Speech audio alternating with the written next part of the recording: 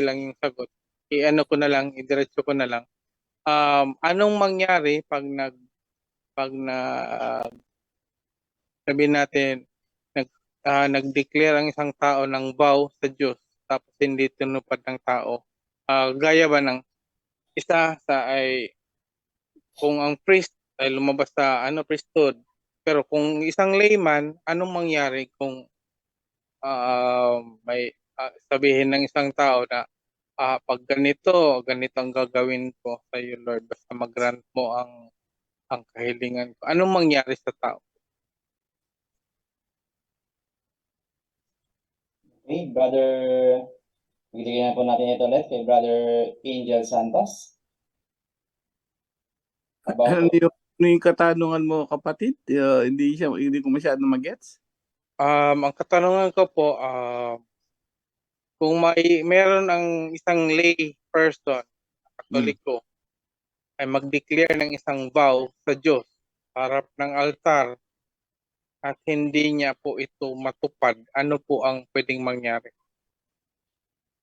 Well, tandaan po natin, no? Tayo ay nangangarap, yan ang objective, pero ang Diyos ang nagpapatupad, no? Biblically. So, kahit anong ano mo, kung hindi naman kagustuhan ng Diyos, wala naman pong ano yun eh. Kung kahit anong plano mo, kung ako marami akong pinlano, pero sabi ko kay Lord, ang lagi ko sinasabi, Lord, kayo na pong bahala.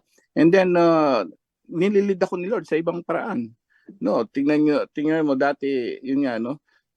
Sa Bible, dati Bible preacher ako sa isang charismatic, pero tignan mo, bigla akong nilid dito. Yun lang gusto ko na Bible preacher lang, ganun lang, no? Para sa mga ano.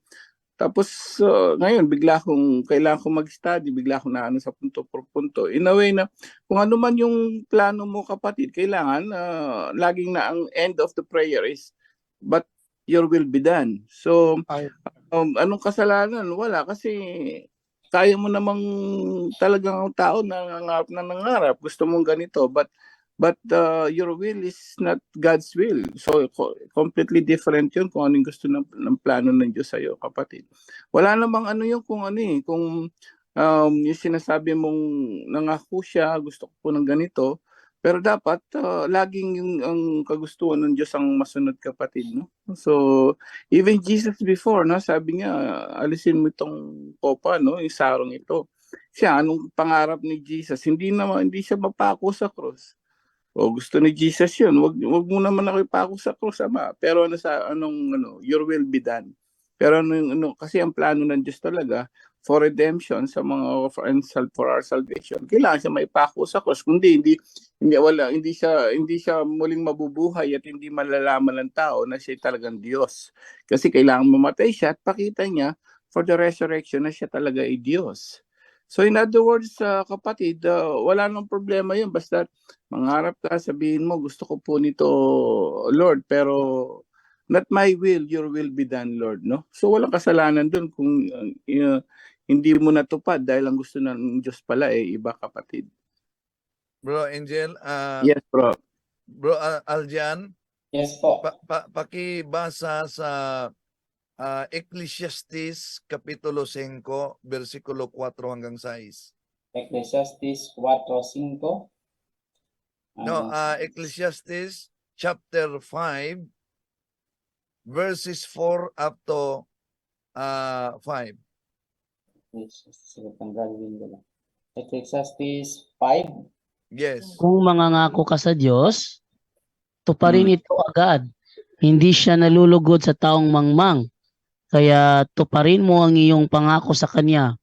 Mabuti pang huwag ka nang mangako kaysa mangangako ka at hindi mo tutuparin.